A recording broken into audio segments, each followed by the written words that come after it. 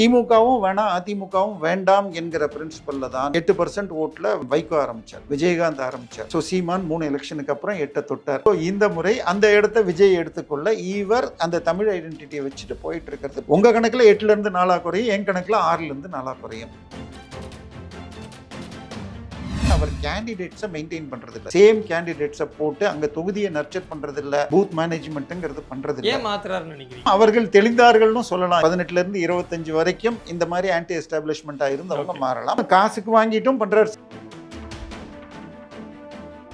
விஜய் எதிரியா பேசினது முழுக்க திமுக காசுல. சர்வைவல் ஒரு காரணமாக இருந்தாலும் திமுக போய் சந்திச்ச பிறகுதான் இந்த மாற்றங்கள் வந்தது. பட் அதை தாண்டி ஈவேரா எதிர்ப்புங்கிறத உச்சக்கட்டத்துக்கு எடுத்துட்டு போனதும் பேக் ஃபயர்ங்கறீங்களா? 21 ஓட்ல 3% போயிருக்க வேண்டியதை 1.25 குறைக்கிறாருங்க. 8 கிடைக்காது. 8 கிடைக்காததுக்கு என்ன காரணம்? இல்ல, எம்பி எலெக்ஷனை வச்சு நீங்க கணக்கு போடக்கூடாது. எம்எல்ஏ எலெக்ஷனும் எம்பி எலெக்ஷனும் அந்த எம்பி எலெக்ஷன்ல எதனால அந்த 2% கூடி? சார், அவங்க ஆன்டி எஸ்டாப்ளிஷ்மெண்ட் மூவ்மெண்ட். அவங்க வந்து காங்கிரஸுக்கும் போட மாட்டேன், பிஜேபிக்கும் போட மாட்டேன். ஸோ அதுக்கு ஏதோ ஒரு மாற்று.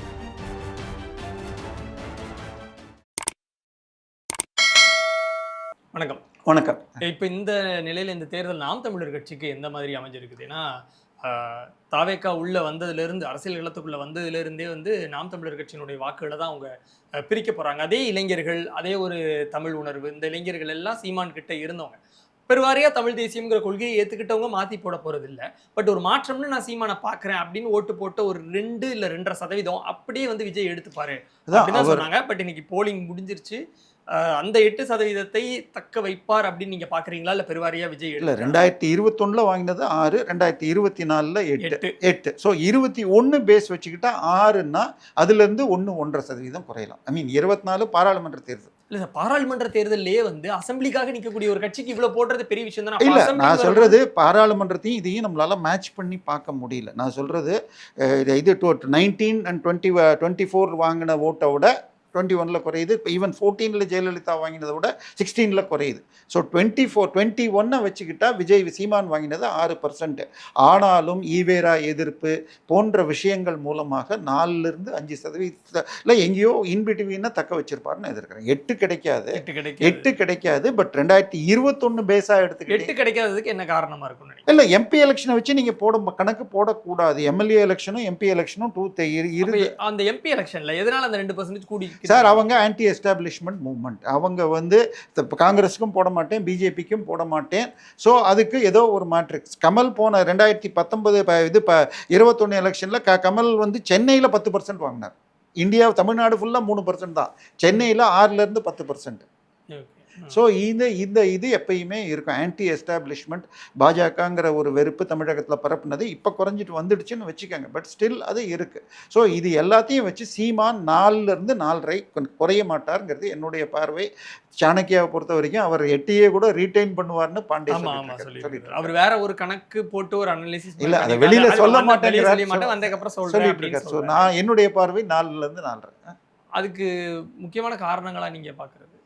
இல்லை, நான் சொல்கிறது இதான். அவர் வந்து தனக்குன்னு ஒரு இதை கொண்டு போயிட்டார். ஒன்று அவர் கேண்டிடேட்ஸை மெயின்டைன் பண்ணுறது இல்லை.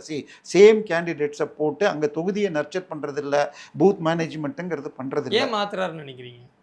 2-3 காசுக்கு வாங்கிட்டும் பண்றாரு சார். எலெக்ஷனில் நிற்கிறதுங்கிறது it's not a small issue. இல்லை, பட் ஒரு சிலர் என்ன சொல்கிறாங்க அப்படின்னா, இந்த கட்சியில் எல்லாரும் ரொம்ப பெரிய செல்வந்தர்களாக இருக்கிறது இல்லை. அதனால் ஒரு முறை ஒரு தேர்தலுக்கு செலவழிச்சதுக்கப்புறம் அடுத்த தேர்தலுக்கு செலவழிக்கிறதுக்கான பணம் அந்த அளவுக்கு இல்லைங்கிறதுனால தான் வேட்பாளர்கள் மாற்றப்படுறாங்க அப்படின்னு சொல்றாங்க. இல்லை, அப்படி அதுவும் ஒரு காரணமாக இருந்தாலும் அவர்கள் தெளிந்தார்கள்னு சொல்லலாம். இது நான் முன்னாடியும் சொல்லியிருக்கேன்.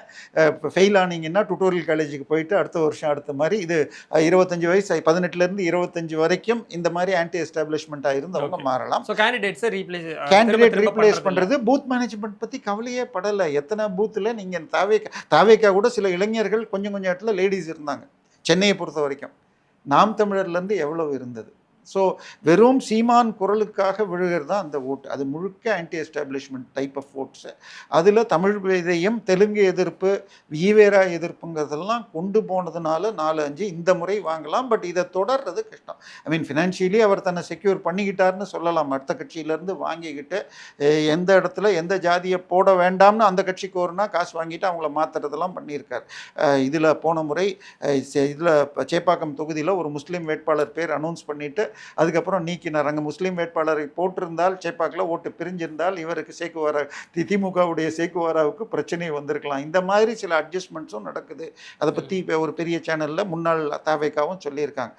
தேர்தலில் நிற்கிறதுங்கிறது சாதாரண விஷயம் கிடையாது. அத்தனை செலவுகளுக்கு என்ன பண்ணுறாருன்னா அவருடைய வருமானம் 2 லட்சம், அவருடைய ஒவ்வொரு மகனுக்கும் 15 லட்சம் ரூபா ஃபீஸ் வருஷத்துக்கு.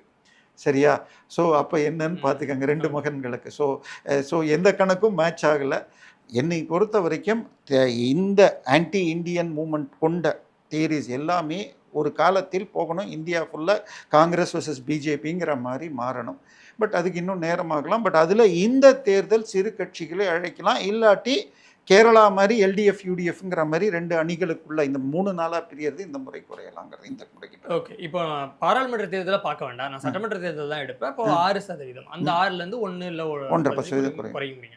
அது வந்து பியூர்லி சீமான் அவர்களுடைய அந்த ஸ்ட்ராட்டஜிக்கல் மிஸ்டேக்னால அவர் எலெக்ஷனை பார்க்குற அந்த அப்ரோச்னால மட்டும்தான் இருக்குமா? விஜய் அவரை டேமேஜ் பண்ணலையா? இல்லை, விஜய் தான் அதை எடுக்கிறார். விஜய் தான் 2லேருந்து 3 எடுத்திருக்க. நான் சொல்றது வித் ரெஸ்பெக்ட் 21 எடுத்திருக்க வேண்டியதை அவர் ரீபொசிஷன் பண்ணின்றதுல ஆன்டி விஜயை எதிரியா காமிச்சு விஜயை எதிரி இல்ல விஜய் எதிரியா பேசினது முழுக்க திமுக காசுல. அது வந்து அவர் அப்பதான் தனக்கு ரீட்டைன் ஆகணுங்கிறத ஒரு சர்வைவல் ஒரு காரணமாக இருந்தாலும் திமுக போய் சந்திச்ச பிறகுதான் இந்த மாற்றங்கள் வந்தது.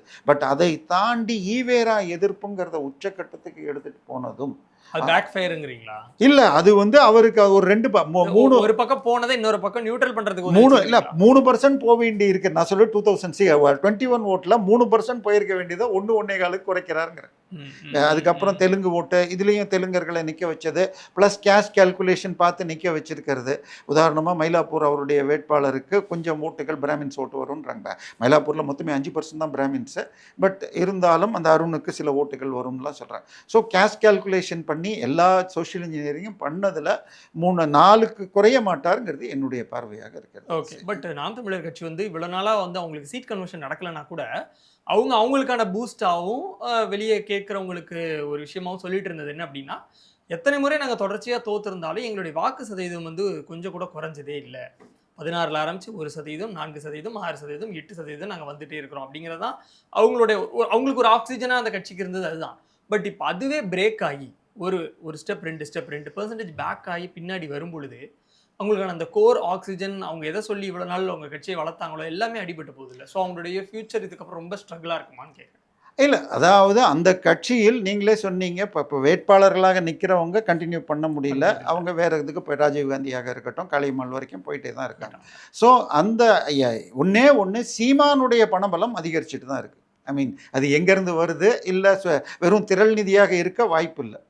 திரள் நிதியை வச்சு எலெக்ஷனை வேணால் ஃபேஸ் பண்ணலாமே தவிர அவர் வேறு வழிகளில் எடுக்கிறார். நான் சொன்னது ஒரே சிம்பிள் உதாரணம். 2 மகன்களுக்குரிய செலவு, அவருடைய பவுன்சர்ஸு அவர் யூஸ் பண்ணல. அது எலெக்ஷனில் இது அஃபெக்ட் ஆகாதுல்ல சார்? இல்லை, அது ஓகே. நான் சொல்கிறது அவர் தன்னை காப்பாற்றி கொள்கிறார். அதற்கு எல்லா விதத்திலையும் சமரசம் செய்து கொண்டு காப்பாற்றி கொள்கிறார். அவரை நோக்கி போகிற சாம் இந்த முறையிலேருந்து விஜய்கிட்ட போகலாம். பட் இந்த முறை 4% வரைக்கும் தக்க வைப்பார். பட் இதுக்கு மேலே சார் ஆன்டி பிஜேபி திமுகவும் வேணாம் அதிமுகவும் வேண்டாம் என்கிற பிரின்சிபலில் தான் இது 8% ஓட்டில் வைகோ ஆரம்பித்தார், விஜயகாந்த் ஆரம்பித்தார். ஸோ சீமான் 3 எலெக்ஷனுக்கு அப்புறம் 8 தொட்டார். ஸோ இந்த முறை அந்த இடத்த விஜய் எடுத்துக்கொள்ள இவர் அந்த தமிழ் ஐடென்டிட்டியை வச்சுட்டு போயிட்டு இருக்கிறது உங்கள் கணக்கில் 8லேருந்து 4 குறையும், என் கணக்கில் 6லேருந்து 4 குறையும். பட் இதுக்கு மேலேயும் அவரை நம்பி எவ்வளோ போவாங்கங்கிறது சந்தேகம். ஏன்னா உங்களுக்கு இன்னைக்கு மும்மொழி கொள்கை இதெல்லாம் வந்து எதிர்க்கிறதுங்கிறது எடுபடாது. அவர் வந்து பட் அவரை பொறுத்த வரைக்கும் அந்த அன்எஜுகேட்டட் ஆர் அண்டர் எஜுகேட்டட் ஒரு ஏஜ் குரூப்பை டார்கெட் பண்ணி போயிட்டுருக்காரு. அவ்வளோதான். நன்றி. நன்றி.